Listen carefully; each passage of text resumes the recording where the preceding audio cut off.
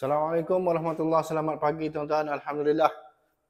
Hari ini saya masuk balik ke projek wiring baru untuk rumah 1800 kaki. Jadi hari ini saya masuk sebabnya ceiling dah siap. Satu. Jadi bila ceiling dah siap, ceiling kapur, kena tengok.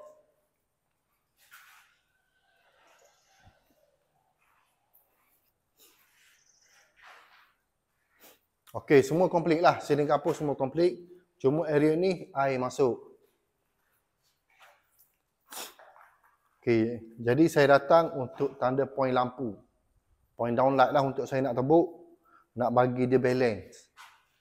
Nak tanda point downlight ni tuan-tuan, dia bukan satu benda mudah. Kalau anda pengguna, owner rumah, kalau cakap apa ni, benda tu senang, buatlah sendiri. Saya pakai laser. Dulu saya pakai tali tape. Jadi sekarang saya pakai laser.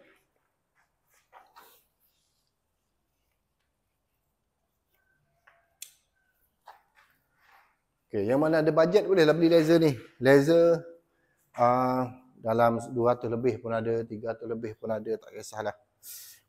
Kalau boleh cari yang dia punya cahaya dia tu terang. Okay, pakai laser ni tuan-tuan bukan kata kerja tu mudah juga, tak. Dia bukan mudah juga.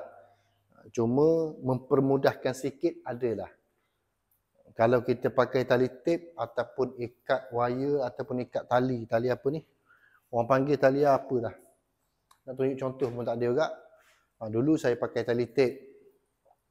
Dia pakai tali tape, ambil ukuran daripada atas, tengok ukuran yang asal berapa-berapa, tebuk. Yang tu sebenar boleh juga, cuma kurang tepat. Laser ni, dia tepat lah sikit. Ketepatan dia tu ada. Cuma kalau tak pandai pakai laser, point yang kita nak buat ni akan rosak. Maksudnya akan nampak tak smart lah. Kita tak nak macam tu. Jadi laser ni sedikit sebanyak bolehlah membantu tuan-tuan. Bolehlah, insya-Allah boleh membantu. Cuma kalau nak tengok laser ni macam mana kita pakai dia, tengoklah point, 3 point. 3 point yang kita nak pasang, dia mesti laser ni akan kenalah pada point dia. Contohnya, okey ni yang saya dah marking. Okey, 1 kali 2 tu. Nampak Okey. Lepas tu sini 1 point dan sini 1 point. Sini saya tak tanda lagi. Laser ni dia ada 3 line tuan-tuan. 3 line, 1, 2, 3. Dia boleh buat 3 point. Jadi untuk ketiga-tiga point ni, laser mesti apa ni? Mesti kenalah pada point yang kita buat tu. Itulah cara dia. Saya ambil cara macam tu lah saya pakai laser. Daripada point ni, sini ke atas, saya dah tanda atas tu.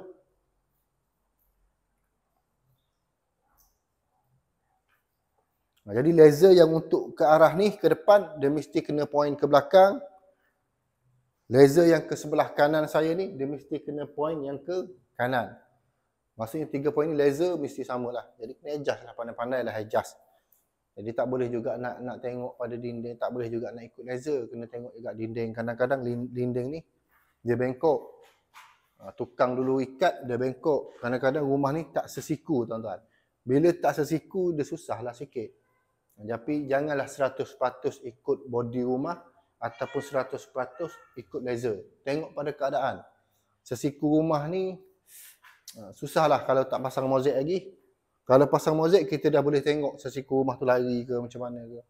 Cuma laser, nasihat saya anda yang pakai, janganlah 100% pakai. Maksud janganlah 100% percaya pada dia. Jadi tengok juga pada dinding rumah, ambil ukuran supaya point yang kita nak pasang tu smart. Maksudnya bila tengok dengan mata kasar tu tak ada nampak lari sangat. Yang ni ke dalam, yang ni keluar. Macam itulah tuan-tuan. Jadi hari ni saya datang untuk tanda point. Untuk sini kawasan ni ruang tamu, family area. Yang ni kawasan ruang tamu, saya tak tarik lagi kabel. Jadi hari ni saya tak tahulah sempat ke tak, dah pukul 11. Cuma saya nak apa ni? Nak berkongsilah kepada anda pengguna ni. Pasang lampu dia tak semudah tu. Tak kira lah kalau bukan tebuk ke. Kalau melibatkan nak buat ukuran, nak bagi nampak kemas, dia tidak semudah itulah. Kalau anda yang cakap mudah, senang, saya tak tahulah. Mungkin ada apa ni, ada peralatan yang lagi bagus kot. Itulah. Cuma bagi saya dia tak semudah tu. Kalau sekadar nak pasang boleh. Tapi kalau nak bagi nampak kemas, nak bagi nampak teratur, nak bagi nampak cara kita buat kerja ni cermat, tak semudah tu. Okey, jadi poin lampu ni semua saya akan tanda sini. So, okay, ni master bedroom. Okay, master bedroom saya akan tanda juga. Semualah. Tandas. Jadi hari ni hujan tuan-tuan. Kelantan ni dah 3 hari dah hujan. Kelantan.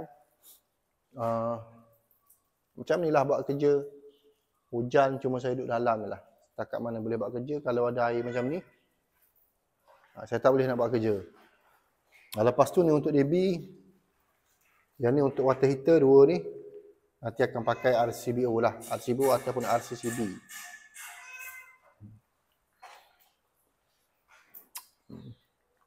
Cuma itulah kalau nak buat biasa-biasa.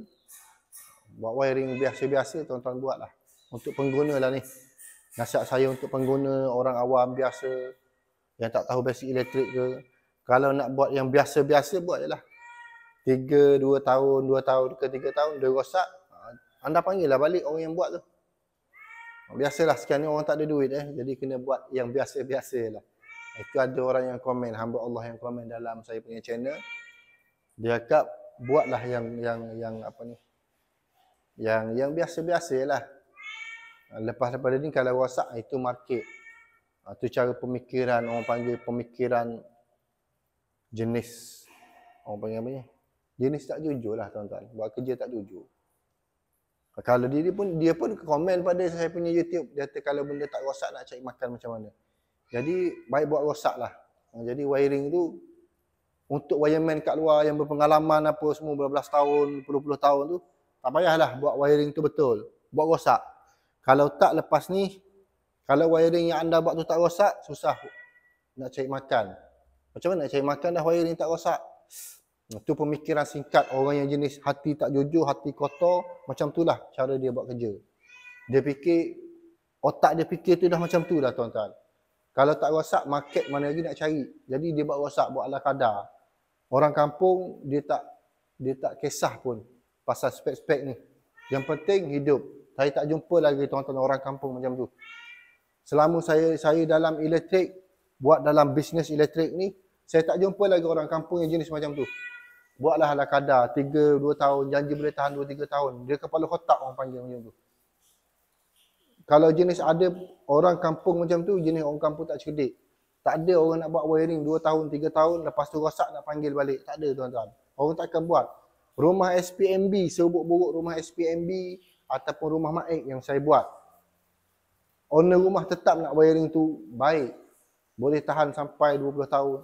Dia pula kepala otak dia tu, boleh dia cakap owner rumah ni tak kisah. Boleh tahan 2 tahun, 3 tahun, lepas tu panggil balik. Itu market. Itu dia, kau dah kerja macam apa ni, teruk lah kalau mulut saya keluar. Maksudnya kau kerja tu dah tak jujur lah. Buat kerja ada ke tahan 2-3 tahun, orang kampung tak kisah. Pasal benda-benda tu kalau nak pasang water heater, kos berapa lagi. Kau punya komen, baik tak payah buat kerja lah dalam wiring. Cari buat bisnes jual kuih ke, jual air tebu tepi jalan ke. Tak payah nak buat wiring. Ada ke komen macam tu? Sakit juga hati tapi saya fikir dah. Bila terbaca tu tuan-tuan saya gelak lah. Nampak sangat dia punya knowledge dia tu macam tu. Itulah standard dia. Kalau wiring dia buat tu nak ikut spek, tak rosak tak ada market lah dia. Jadi rezeki yang dia nak dapat tu kena rosakkan dulu wiring rumah orang. 2 tahun, 3 tahun, mana orang akan panggil balik. Salahkan 2-3 tahun tak sampai dia dah mati, dah masuk ke lubang tanah, kau jumpalah kau macam mana kau buat kerja. Orang macam ni jangan kata nak belajar. Ilmu pasal elektrik pun dah ke laut dah. Belajar lagi lah jauh. Dia takkan belajar pun benda macam ni. Dia mengarut, dia jenis copy paste. Copy paste yang mana dia tengok, dia copy paste, dia pergi buat je lah. Jadi customer yang jenis nak orang macam ni, ambil lah. Ada, saya lupa nama dia. Zul tengok Zul? Zul tengok komen tu? Nama apa ni, 2021. Tak ingat lah. Tapi adalah saya post malam dalam YouTube. Ada saya tulis panjang lebar. Adalah. Saya pun tak kenal dia tuan-tuan, hantu raya mana ni. Kalau dia tengok YouTube saya ni, bagi bagus. Jadi saya panggil dia tu hantu raya lah, senang. Ikut kau lah, kau orang tua ke? Kau orang lama ke? Orang pengalaman lagi daripada saya ke? Dalam elektrik, kalau jenis mentaliti macam tu buat kerja, memang cloud lah tu. Tapi bagus juga ada orang macam ni. Bagus juga jenis orang yang jenis customer kedekut, jenis harga nak murah, nak budget. Bolehlah panggil dia ni. Dia ni bagus. Kalau saya ada nombor telefon dia, saya akan bagi nombor telefon dia ni pada customer. Lepas tu customer terhadap dah sendiri. Yang jenis nak murah, kedekut, berkira, nak wiring janji hidup, saya bagi. Yang komen saya semalam tu, anda bolehlah WhatsApp saya, bagi nombor telefon. Senang, saya nak simpan. Kalau ada customer jenis kedekut, berkira, nak murah, jadi saya bagilah nombor telefon anda tu pada customer. Jadi saya nak sambung kerja dulu, marking point. Tengoklah setakat mana tuan-tuan. Lepas tu, mungkin besok lah akan sambung balik. Hari Sabtu. Hari Sabtu akan sambung balik. Beres.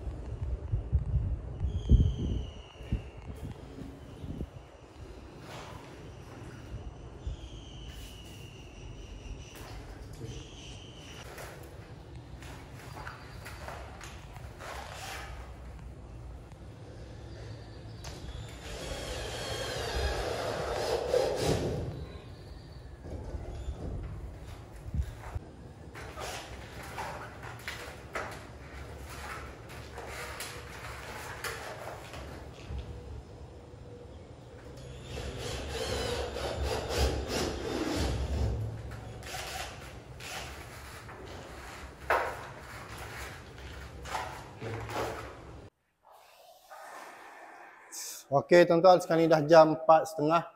4 lebih lah, 4.15. Jadi saya pun dah nak balik. Sebab apa? Sebab penebuk siling tu saya lupa bawa. Aduh. Jadi macam itulah kerja ni. Cuma untuk poin, semua saya dah tanda poin. Okey, yang saya dah tebuk ni, poin lampu downlight dengan kipas. Kipas saya terus tebuk. Yang lain semua kipas saya dah tebuk, master bedroom.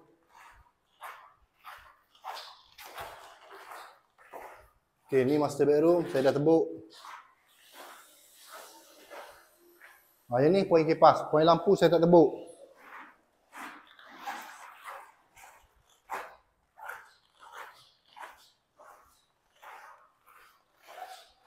Okey, ni family area saya dah tebuk.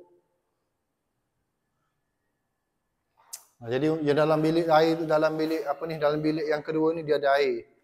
Jadi saya tak nak masuk dah tuan-tuan. Habis. Macam itulah air masuk, hujan. Jadi insya-Allah hari Sabtu saya akan masuk balik untuk tebuk poin.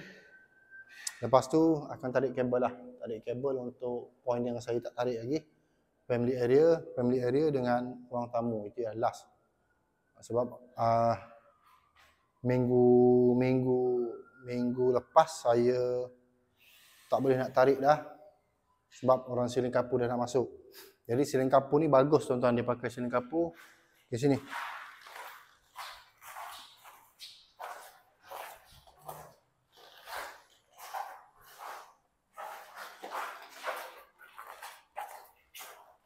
Okay, saya tak pernah tengok lagi tuan-tuan orang buat siling kapur pakai siling kapur sirem. Ni. Gypsum board dia pakai sirem. Bagus. Jarang orang nak buat benda-benda macam ni pakai benda yang kualiti. Maksudnya sirem lah. Diluluskan. Kelebihan siling ni dia tak akan berhabuk. Tak ada habuk nak turun. Itu ialah anda tengok atas.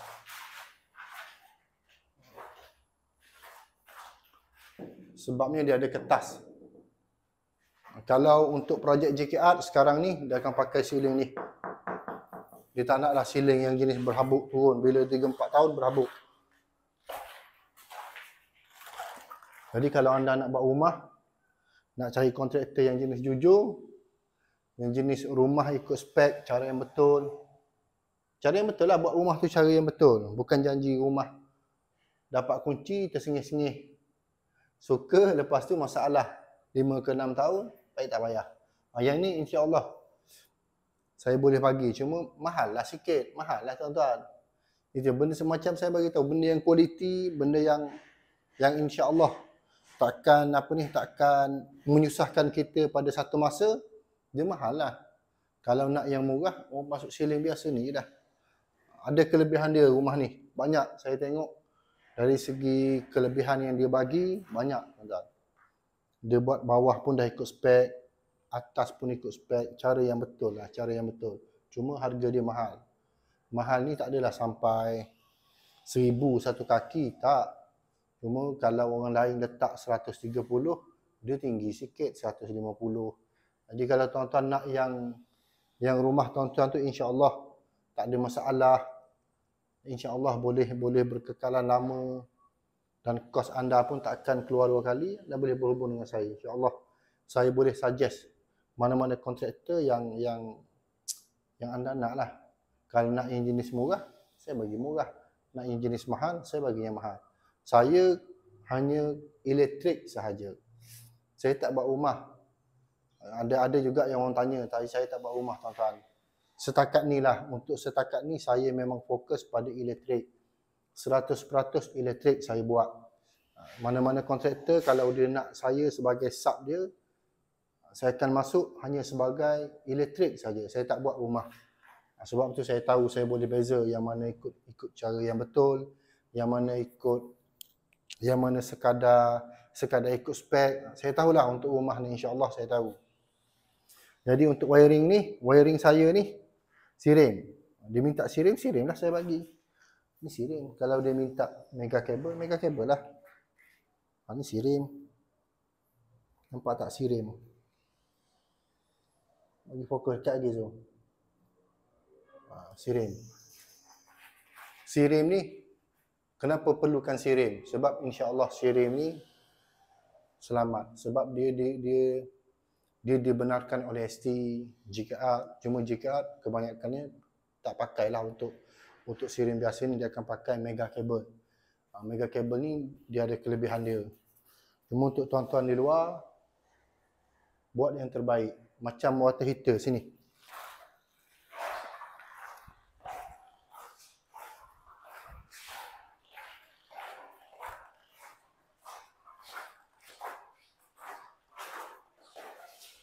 Okey, water heater 4mm kabel sirem, mega kabel saya bagi. Bagi dekat tu. Okay, nampak tak? Apa tu? Ya, belok kamera. Okey ni. 4mm sirem, mega kabel. Jadi kalau anda pengguna, tuan-tuan di luar yang tak ada basic elektrik, kalau tak nak ikut spek dia yang betul, tak payah pakai water heater. Tak perlu nak pakai dia, tak perlu nak dengar mana-mana orang main 2.5 dah. Saya biasa buat tak ada masalah. Tak, dia akan ada masalah. Water heater dia lain, dia bukan macam peralatan lain tuan-tuan. Water heater ni dia menggunakan api yang tinggi. Mudah nak faham api yang tinggi lah. Jadi janganlah pakai kabel suka-suka hati 2.5 macam ni. Ini 2.5. 2.5 ni sebab permintaan. Kalau ikut saya, aircon semua saya akan masukkan 4mm. Kalau anda sebagai pengguna tak ada bajet, rasa harga tu mahal, tak payah buat, senang. Dah memang tentu tak ada risiko dah. Kalau nak buat, kalau nak pasang water heater, memang nak guna water heater sebab ada anak kecil, buat yang betul. Pakai 4mm, lepas tu pakai RCCB ataupun RCBO. Dia bukan main pasang masuk. Tak, dia water heater tak sama tuan-tuan. Saya nasihat ikhlas daripada hati. Water heater ni kalau dia nak short, nasib baik pada anda, dia cair switch, cair kabel. Kalau dia tak nasib baik, anda kurang bernasib baik, kena renjatan elektrik, mati dalam bilik air. Cuba fikirlah benda tu. Cuba tuan-tuan fikir. Keadaan api yang berada pada lantai yang basah ataupun yang berada dekat dengan air. Cuba fikirlah. Wiring ni, saya nak cakap macam ni, kalau dia nak short, dia nak rosak, dia tak cerita pun. Dia tak bagi tahu, tiba-tiba dia short, tiba-tiba dia cair. Tiba-tiba kena litar pintas, habis. Jadi untuk water heater lah banyak saya titik beratkan. Saya tahu ada pengguna yang jenis nak murah. Yang jenis nak murah ni, itu dia punya pasal lah. Tapi masalahnya, dia tak selesai juga. Anda pengguna pilih yang murah, nak yang bajet, satu masa anda salahkan wireman juga. Wireman tu lah yang buat, dia tak ceritalah apa benda lah. Padahal benda ni dah dibagi tahu lama dah tuan-tuan. 2016, buku edisi 2016 pun sama. Buku edisi 2008 pun sama. Buku edisi 2015 pun sama juga. Tak ada perubahan pun untuk water heater. Jadi pakailah. Sebab dia melibatkan benda dengan benda anda masuk dalam bilik air, melibatkan dengan air.